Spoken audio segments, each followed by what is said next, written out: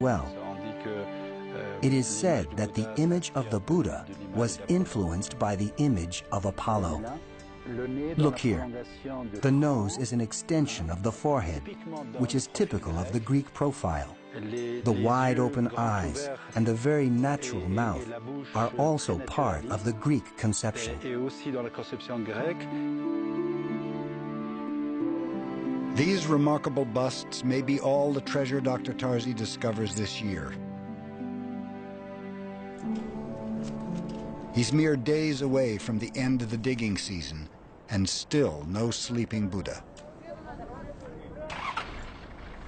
And now it's time for his daughter Nadia to return to her home in the United States. I don't think my father will be discouraged if he doesn't find the Buddha this year. I'm not disappointed. I'm patient. You have to look at this as if you were from the outside, because otherwise you will burn out. The archaeologist is resigned. Then something amazing happens. Let's go look at the surprise, the big discovery. We found 2 meters of painted clay laid out horizontally.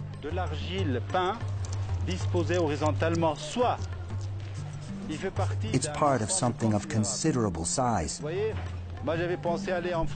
You see, I had been thinking about going back to France and finishing the report on this year's dig. But this changes everything. What Dr. Tarzi has found may be the foot of the sleeping Buddha of Bamiyan. This large piece is bothersome because it corresponds with what we are looking for.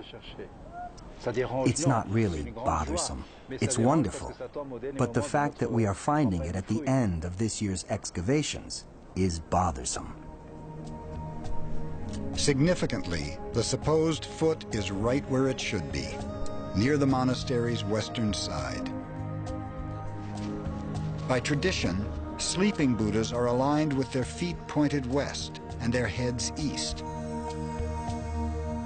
The architecture Dr. Tarzi has uncovered fits what would be required to support a massive object oriented this way. A Buddha on the edge of nirvana, embodied in a form 1,000 feet long.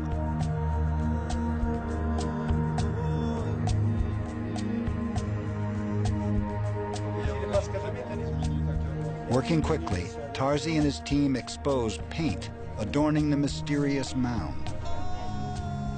A chemical solution heightens the colors. But now the archaeologist is on the brink of a painful decision. Should he continue excavating the supposed foot, or cover it and resume his search next year?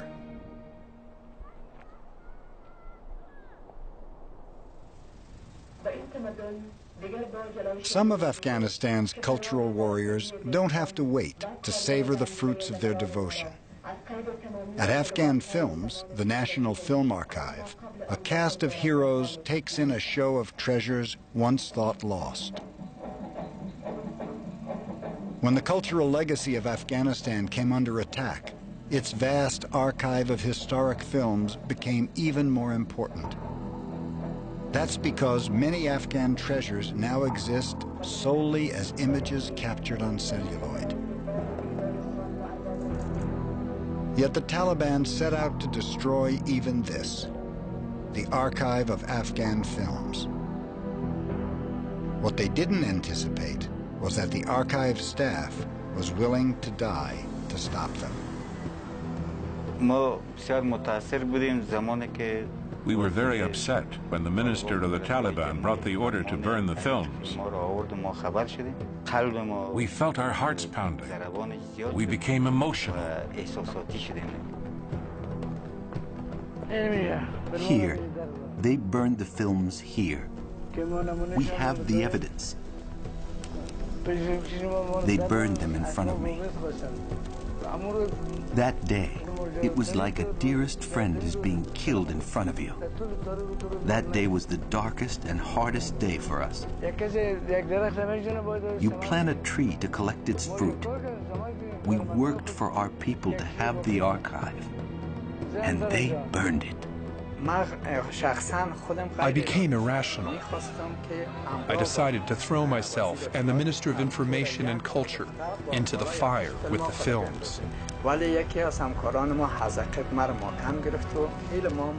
that moment, one of my colleagues grabbed me and stopped me. But the Taliban didn't know that the staff had handed over film prints, which can be replaced, and not negatives, which cannot. When the prints ran out, the filmmakers knew the negative archive would go into the flames. We all had the same idea, that we had to preserve the archive of Afghan film at any price, even by paying with our lives. But how to hide the main archive, some 2,900 rolls of irreplaceable negatives? Their plan was simple. Come on, come on. They hid the archive by hiding the room. In order for no one to notice the door, we installed wallboard from here to the ceiling to here. With the help of an electrician, we also disabled the lighting system so that the wall was darkened. Dozens of times, religious police walked past the fake wall, never suspecting the room beyond. The rescuers' lives were safe as long as the ruse held. The Taliban told us that even if a small piece of film was found, we will hang you or shoot you in the ditch where the archive was burned. The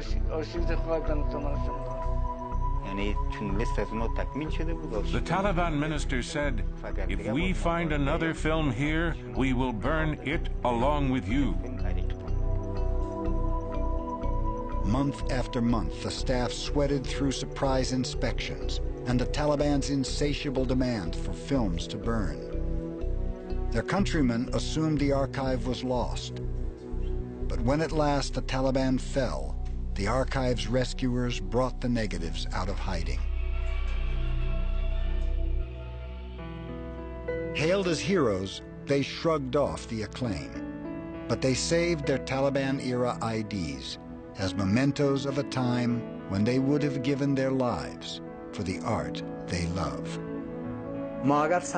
Even if we lost our heads, it would have been an honor and privilege. But we didn't allow our heritage to be destroyed. Why? A country which has no culture has no history.